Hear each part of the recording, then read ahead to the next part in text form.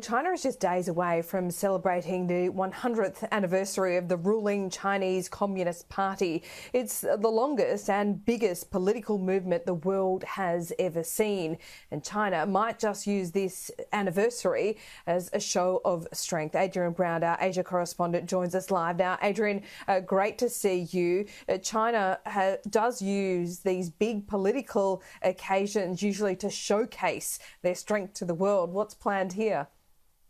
Well, you're right. In every village, town and city across the country, there will be celebrations. There will be millions of school children pressed into service, as they always are on these occasions. And yes, it's party time in China. This is the party that has been around now for 100 years. China's leaders believe they have plenty to celebrate. Of course, there's plenty they'd rather forget. On the plus side, on the credit side, they say, look, poverty alleviation, the fact that some 500 million people have been lifted out of poverty.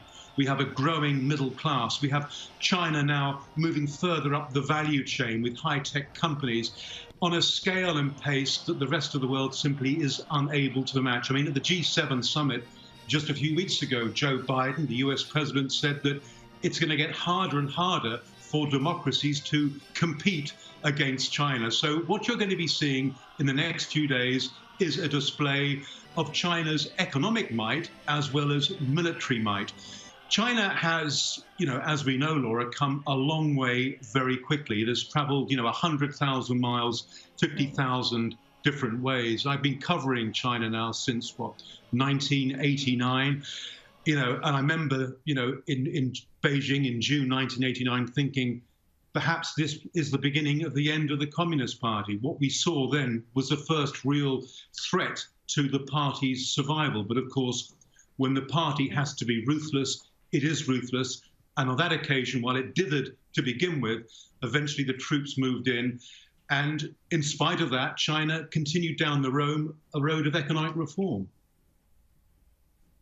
And Adrian, is this as much about the Communist Party as it is the leadership of Xi Jinping? Does he use these kinds of occasions to shape his legacy? Well, I think what you're seeing at the moment is that the party is being conflated into the nation. They are one. The party and the state are one. And so the party likes to, in a sense, use that to stoke nationalist feeling in China that serves the party's interests. So they have, in a sense, become one entity. But of course, 91 million people are members of the Communist Party. The population of China is 1.4 million. So not everyone is a member of the party.